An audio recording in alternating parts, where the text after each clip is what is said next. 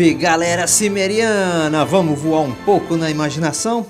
Vendo os vídeos passados da Era Iboriana, veio um pensamento que talvez alguns de vocês já se perguntaram também. Será que as civilizações que conhecemos hoje foram as mesmas que construíram os grandes monumentos que muitos nem conseguem explicar como conseguiram fazer? Será que o mundo já conheceu outros povos mais avançados que nós nos dias atuais, ainda na pré-história? Em algum momento desapareceram e nossa gente teve que evoluir depois de um breve esquecimento? Ou surgimos de outras linhagens? A ciência ainda procura respostas na Bíblia, nas ruínas, nas rochas e nas lendas. A verdade é que o que sabemos não é nem a ponta do iceberg. Eu sou o Gilson e esse é a Era de Conan.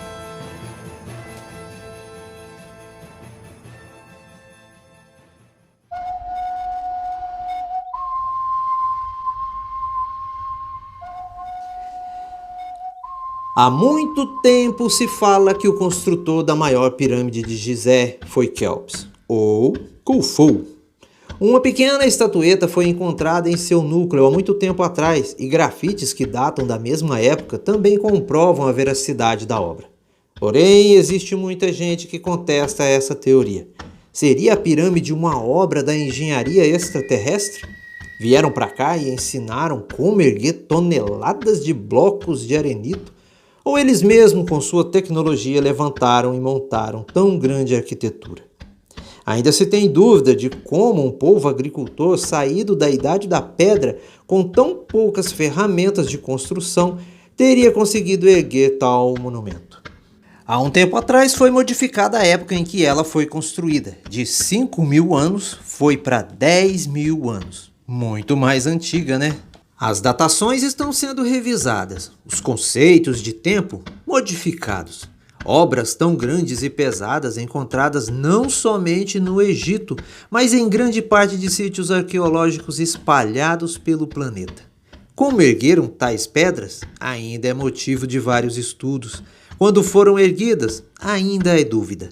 Mesmo que a população terrestre fosse pequena em uma época pré-diluviana, é de se questionar como conseguiram.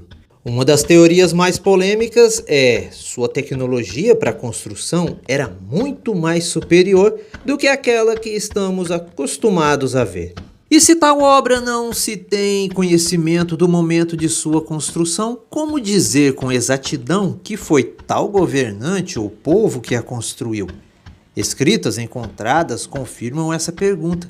No entanto, estudos recentes mostraram que governantes antigos tinham uma mania feia de quebrar, riscar e apagar da história o verdadeiro dono de tal obra. Isso aconteceu várias vezes para sumir com a existência de alguns governantes ou personagens que não eram bem vistos e admirados.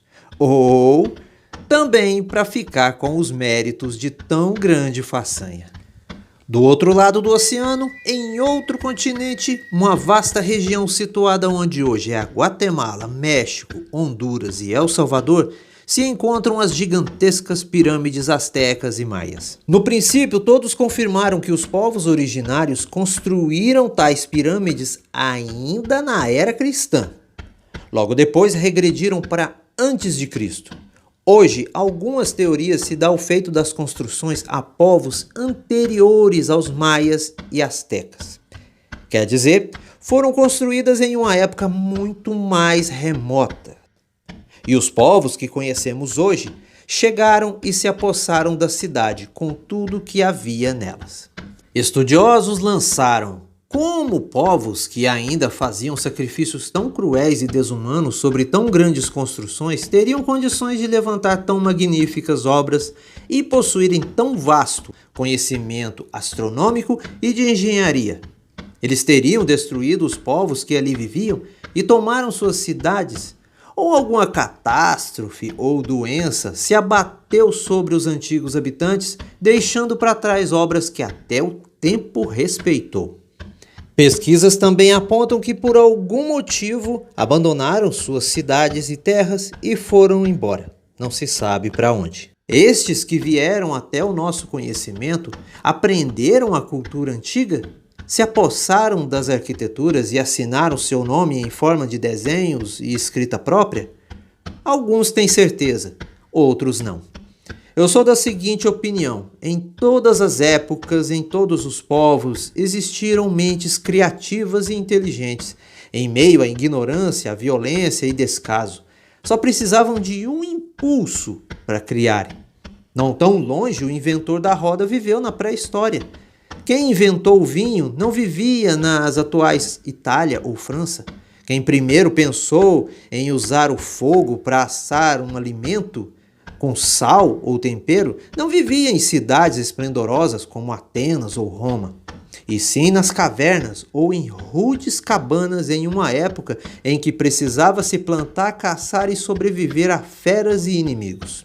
Então surgem os grandes arquitetos que, observando amontoados de pedras e montanhas, convencem seus contemporâneos a criarem moradias próprias, palácios e obras descomunais. Em que época? Antes de Cristo? Na nossa? Antes do dilúvio? Já surgiram datações de construções de até 20 mil anos atrás, ou mais. Até onde isso leva? Seriam essas pirâmides construídas antes de Noé ou Gilgamesh? Isso explicaria porque não se achou ferramentas ou equipamentos usados na construção. Mas acharam sim ferramentas de cobre e pedras em Gizé. Então tudo bem. Se você acha que para se levantar uma pirâmide de 140 metros de altura por 230 de largura com ferramentas feitas de cobre em um lugar que não existia ainda a roda, legal. São quase 1 quilômetro de perímetro, só a de Quéops. Ou você para e pensa, será que antes dos filhos de Matusalém existiam civilizações que alcançaram grande evolução na ciência, artes e engenharia? Até na Bíblia, no Gênesis, se fala sobre isso. Abre aspas, e Caim, tendo se retirado de diante da face do Senhor, andou errante sobre a terra, e habitou no país que está ao nascente do Éden. Fecha aspas. Gênesis capítulo 4, versículo 16. E antes que alguém venha dizer, mas essa cidade estava ali na época que escreveram ou contaram essa história. Não se pode duvidar de registros, mesmo sendo lendas ou fatos escritos por alguém que viveu ou ouviu em uma época próxima desse acontecimento. E ainda na Bíblia, e Caim conheceu sua mulher, a qual concebeu e deu à luz Enoque, e edificou uma cidade que se chamou Enoque, do mesmo nome de seu filho. Gênesis 4, versículo 17. Onde era esse país? Onde está essa cidade? O que aconteceu? Porque alguma inundação ou catástrofe entre eras que nosso planeta conheceu varreu ela e muitas outras. Platão fez estudos sobre a Atlântida, a qual foi engolida pelas águas. A Lemúria, afundada também. Um continente próspero que ainda não se tem certeza se é o mesmo que está abaixo das águas no Oceano Índico e Pacífico. E o que dizer de Pumapunco, ou Göbekli Tepe? Uma cidade com estruturas que se imagina ser da mesma época do dilúvio da Bíblia. Stonehenge ainda é um mistério, um observatório astronômico ou um local de sacrifícios? Gosto de pensar que são o que restou de uma grande construção há muitos séculos destruída e abandonada, até ser encontrada pelos habitantes locais mais modernos. Para muitos estudiosos, construções antigas que datam de eras anteriores ao nascimento de Cristo não passam de templos de adoração a algum deus ou tumba de um soberano com mania de grandeza. Para alguns que têm a curiosidade de saber mais sobre o passado de tão magníficas criações e não pensam que elas se restringem a crenças e cultos pagãos somente, têm em si a imagem de obras com outros propósitos, que contraria o pensamento que nessas épocas tão longínquas só se fazia cultivar, adorar aos deuses e governantes, guerrear e matar. Mentes retrógradas sem um olhar criativo e curioso. E olha que não sou conspiracionista. Acho a obra Eram os Deuses Astronautas de Erich von Däniken um espetáculo, mas acredito na inteligência humana também. O mundo é grande e está aí há eras que o homem nunca vai saber o quão antigo é e muito menos quantas civilizações passaram por esse planeta durante sua existência. Tanto as pirâmides como outras obras megalíticas sobreviveram ao tempo. E quem sabe tiveram outro propósito, ao invés de servir de tumba para um governante com enorme vaidade. Não podemos ainda dizer quando foram criadas, se resistiram às águas das grandes catástrofes ou se foram erguidas depois.